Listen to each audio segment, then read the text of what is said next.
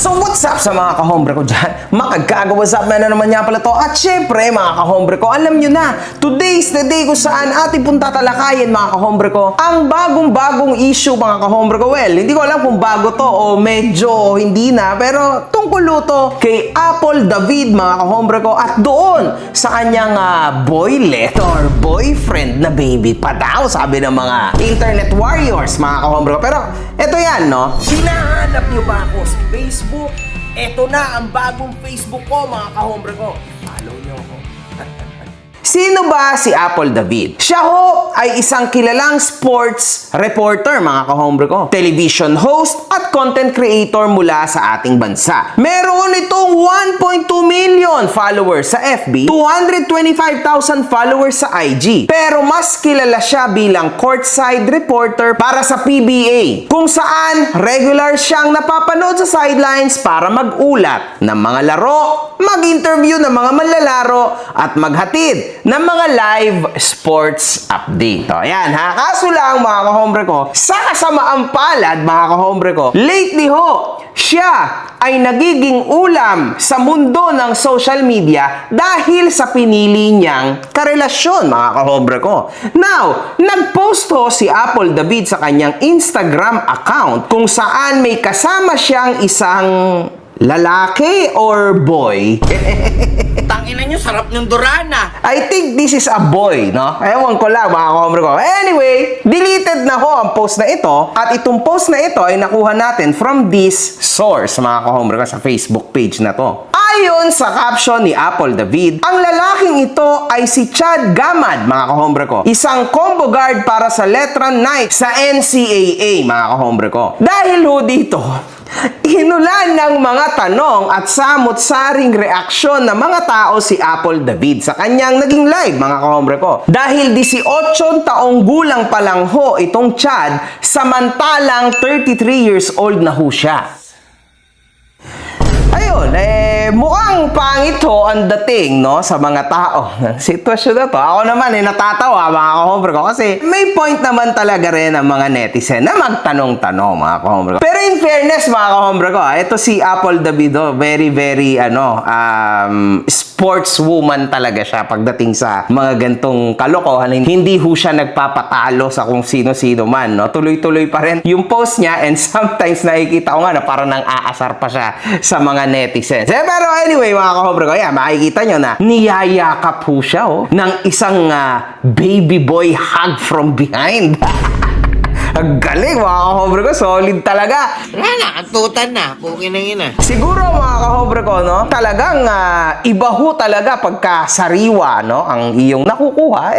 Ganun talaga, mga kahombre ko. Pero wala naman ho tayong pwedeng ialis kay Apple David kasi hindi naman natin kilala si Apple, hindi naman natin alam kung ano man. Meron din naman, no, na mga 30 years old and above na malay nyo, hindi pa nagka-boyfriend.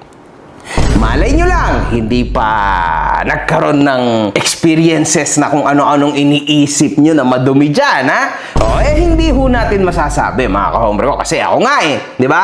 Actually, mas matanda pa ako dito sa Apple David ng 1 taon, mga kahombre ko. So, anyway, relax lang kayo dyan, ha? Kayo talaga, ayan, tuloy! Napalive ho tuloy, mga kahombre ko, si Apple David sa kanyang TikTok account. At ayon sa kanya, sabi ni secret account ko to, na para bang me at Nak ang tawagan. Hindi ako ma-offend dyan. Kasi baby yung tawagan namin. Good morning, baby. Tapos nagagalit pa siya kapag tinawag ko siyang Chad. Dapat baby.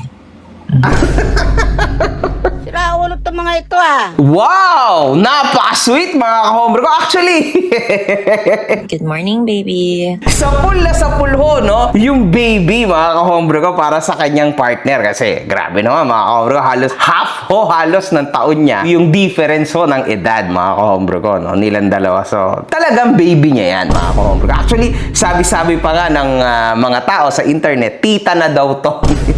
Aray mo. Grabe, napakasama na ugali nyo dyan, ha? Putang inang tong makagago na tong hayop na to. Baby ang tawagan. Ay, sana all. O sasabihin na naman, literal baby kasi mami ka at baby mo siya. Ay, nakaka-offend yun. Baby. Call sign namin, baby. even in public, kahit nandyan pa yung coaches niya, kahit nandyan yung teammates niya. Baby! Kaya kayo Wala ho siyang hiya, mga kahombre ko, sa part na to. Kasi bakit nga naman siya may hiya? Mahal niya itong baby boy niya. Wala na, kantutan mo na. So kahit sa harap ng teammates si Chad, sa harap ng coach, wala siyang pakialam kahit sa publiko. Kasi nagmamahala naman sila, mga kahombre ko. So, who cares? Di ba? Wala din naman atang anak to si Apple. Wala naman din atang anak yung lalaki. And at the same time, hindi naman kasal si Apple. Hindi naman kasal yung lalaki. So actually, siguro, yan yung tinitingnan niya, mga kahombre ko, no? Na ano naman mali? Ano naman pakialam ng mga tao sa mundong to, sa nagmamahalan kami? Di ba? Sino bang masasarapan?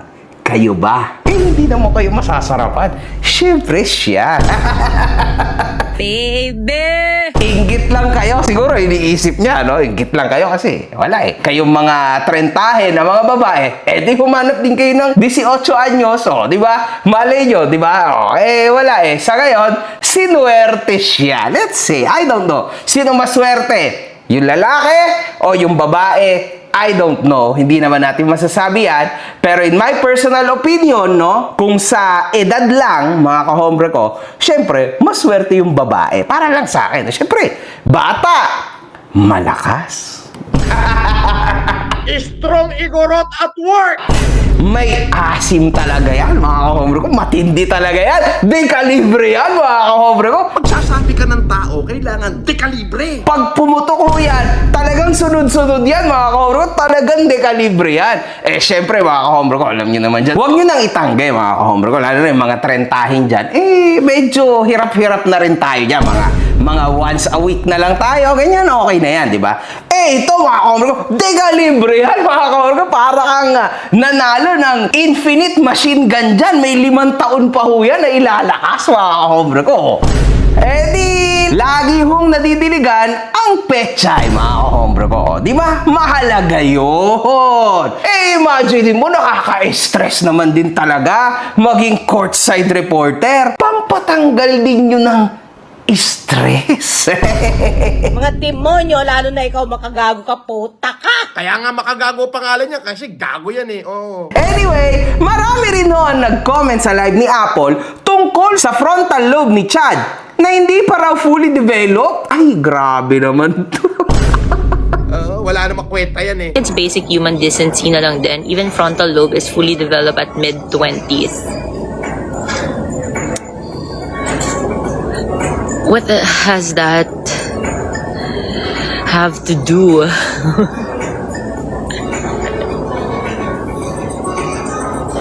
So, ibig sabihin, yung mga 18 years old, di dapat mag-girlfriend, boyfriend? Kasi hindi pa fully developed?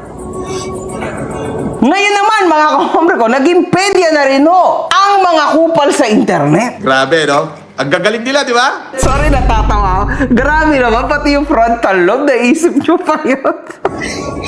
Ano ba yun? So, sinagot niya naman to, mga kahombre ko, na ano naman ang kinalaman nito sa relasyon namin? Ang mahalaga, tumitigas. Anong kinalaman ng frontal lobe? Iyan ba yung papasok? Hindi, mga baliw. Unggoy yan. Siyempre, ang mahalaga, hindi kakailanganin ang tulong ni Idol Rafi. 1 to 2 hours before meal, inumin mo yun. And then after that, kumain ka, and then yun na, fight. So, dapat yung mga 18 and below, hindi nag-girlfriend, boyfriend, o nagkataon lang kasi na mas matanda ako, kaya biglang issue yung not fully developed. So, ano bang point dito? Hindi pa fully developed yung frontal lobe niya at 18. So, dapat ang mga 18 years old, hindi yan nag-make ng decisions about relationships. Or binibring up nyo lang yan kasi nga, I'm older. So now, 18 years old and below, dapat huwag kayo mag-relationship kasi hindi pa kayo develop. Ano ba yun?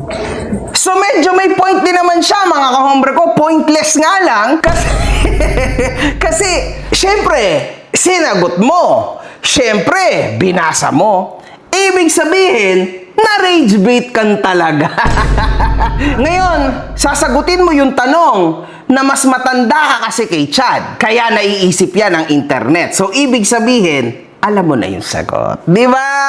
Diyos ko, pinaikot-ikot mo lang, yun din lang naman pala yung sasabihin mo. Or binibring up nyo lang yan kasi nga, I'm older. Eh di, alam mo na. Alam niya, mga kahombre ko. She's more intelligent than you think. Tandaan niyo yan, mga kahombre ko. Anyway, naniniwala pa ba kayo sa mga pinagsasasabi ni Norman Mangusin? Ako po, ipinanganak akong super yaman. Makikipagsunugan talaga ako ng pera sa kanila. Gusto nila, sunugin nila ako ng pera nila. Pero sisiguraduhin ko, hindi pa ho ako napapasok. Ubos na yung pera nila. O ayan, o Basya, naghahanap na ng relo. Ayaw, Wimbledon. Ito yung aking president. Ayan yung bracelet na hinahanap nyo. Sinabi nyo yung sinanla. Tarantado kayo, minuto. Eh, bakit todo-todo po ang pasasalamat niya sa mga OFW? Ay, Hazel 21, nagpalipad na naman si Hazel 21 ng USA. Thank you, Hazel. Thank you. Nakita mo na ba si Leia Weda? Nagpadala na ng 80,000 yen. Bukod pa ron, nagpapalipad pa rito. Tangina mo! Para ho sa mga OFW na awang-awa kay Norman Mangusin, huwag na kayong magpapadala kung saan-saan kasi may transfer fee. Baka maghalit niya si Norman kasi may bawas pa yung ipapadala niyo sa kanya. Tangina mo? Ganito na lang, para may libreng $20 pag pinadala mo yung pera mong pinaghirapan para kay Norman o sa pamilya mo, gumamit ka ng TapTap Send. Oo! Ang TapTap Send ay isang remittance money transfer application. At kilala ito dahil una, fast transfers ang pera mo darating agad. Mapa-Gcash man yan, BPI, BDO at kung ano-anong bangko na may online. Napakasimple, di ba? Ngunit, huwag niyong kakalimutan na sa una niyong padala, basta ginamit niyo ang promo code ko na makagago, meron kayong libreng $20. Di okay. Ano pang hinihintay nyo? Palipad na kayo using TapTap Send. May question dito, bakit ayaw mo po sa ka-age range nyo? It's fine. Dito talaga nagigets, no? Sa buhay ba natin, lagi tayo nakakapili? Paano yung mga bagay na biglang dumating na lang na sitwasyon? Tapos, sometimes you just can't explain it. I cannot explain it.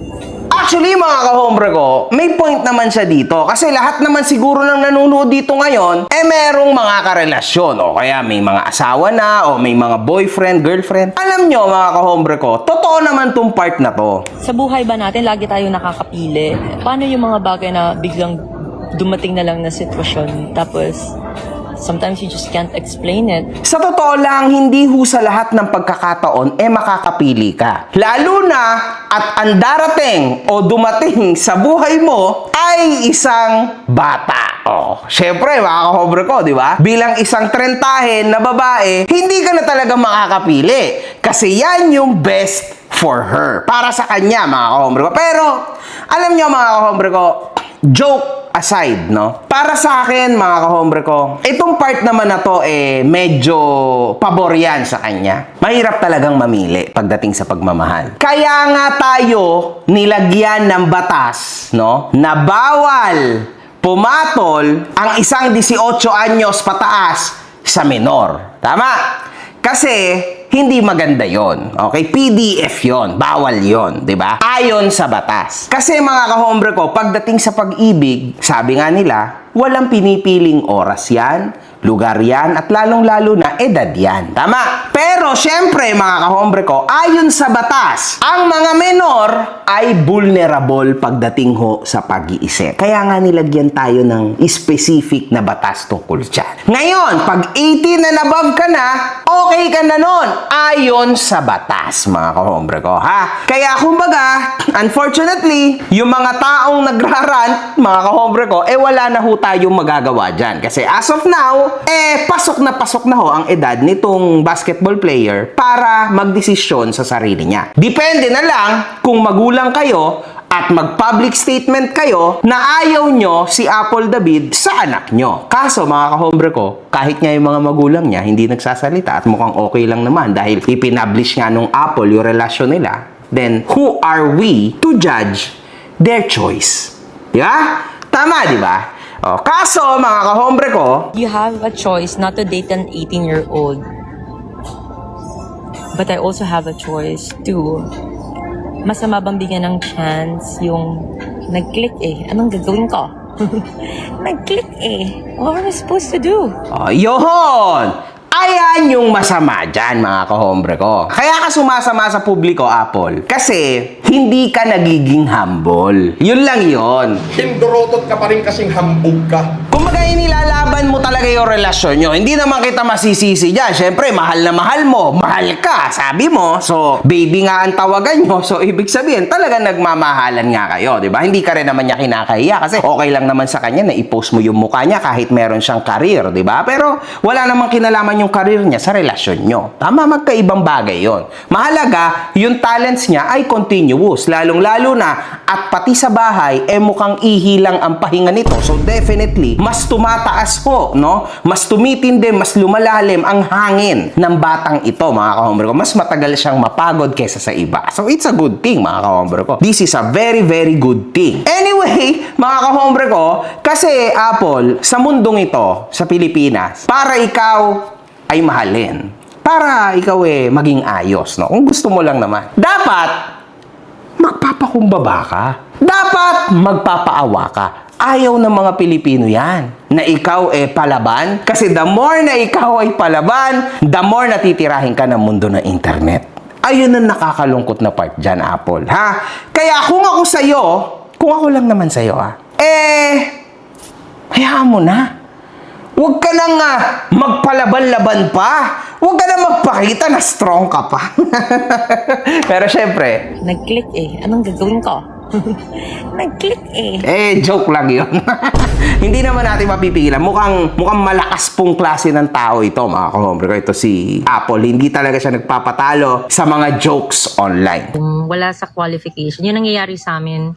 Malayong malayo sa grooming. So, wag niyo ipilit. Pero kung gusto niyo ipilit, again, go. Story niyo yan. Kung sa tingin niyo, yun yung case na nangyayari, bakit hindi nyo ireklamo at ipa-imbestiga nang malaman nyo din naman, okay din sa akin yun, para maklarify na walang ganun. So, itinatanggi niya, mga kahombre ko, yung mga lumalabas na haka-haka, mga kahombre ko, again, haka-haka lang lahat, chismis lang, na mukhang matagal na, no? Nung 17 anyos o nung 16 anyos pa lang daw, di umano, mga kahombre ko, nakilala ni Apple itong batang ito. Ngayon lang inilabas kasi nag-18 anyos na, mga kahombre ko. Pero, syempre, wala tayong patunay dyan. Hindi natin alam yan, mga kahombre ko. So, yan ho ang sagot niya. So, malayo daw to sa grooming kahit pa-imbestigahan pa daw siya. So, hindi daw siya natatakot, mga kahombre ko. So, tama naman. Kung wala ka namang ginagawang mali, bakit ka naman matatakot? Di ba? Ganun din naman. Sabi ho, sa internet, legally, mga kahombre ko, legally, an 18-year-old is consenting adult who can enter a relationship with a 33-year-old. But the vast gap in brain development and life stages creates intense psychological challenges. Because the prefrontal cortex, para naman may matutunan din tayo, the brain center for long-term risk assessment and impulse control doesn't fully mature until around age 25. An 18-year-old is at a distinct biological and experiential disadvantage compared to a fully developed 33-year-old. So, kumbaga, mga kahombre ko, siguro, no, sa maturity na lang natin siguro to ihanay. Masyadong malayo. Yung 33-year-old, mga kahombre ko, di hamak na mas marami nang nakitang pagsubok sa buhay. For sure, hawak niya na yung buhay niya ngayon, di ba? In comparison sa isang 18-year-old, mga kahombre ko, na siguro kakalabas lang niya sa bahay nila, sa pamilya nila. So, hindi pa fully developed yung pag-iisip niya, mga kahombre, which is normal lang yun, ha? Kasi, syempre, 18 years old, that's too young, mga kahombre ko. Grabe ho yan. Batang-bata yan. Ang isang 33-year-old, kasi actually, ayan yung edad ko ngayon, mga kahombre ko. So, alam ko, ang isang 33-year-old, iba ng pag-iisip niya. Ang iniisip niyan, bills. Meralco, tubig, upa, bayarin, pamilya niyang binuo, kung paano bibigyan ng pagkain ng asawa niya, mga anak niya. Ayan yon, mga kahombre ko.